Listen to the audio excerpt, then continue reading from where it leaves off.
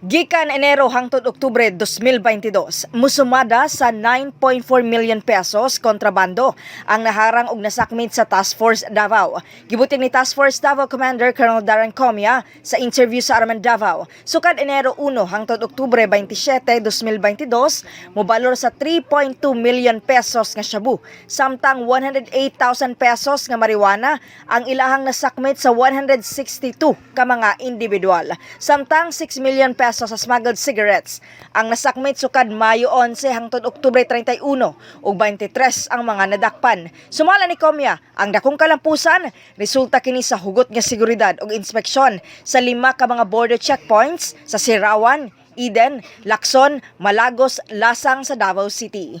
Well, pinahigpit lalo pa natin ang pag-check sa mga border control points. In fact, nagdagdag tayo ng mga additional forces para na sa ganun matulungan ang ating mga personnel from Task Force Davao na ma-check thoroughly lahat ng pumapasok sa Davao City, whether it's private or public na transport.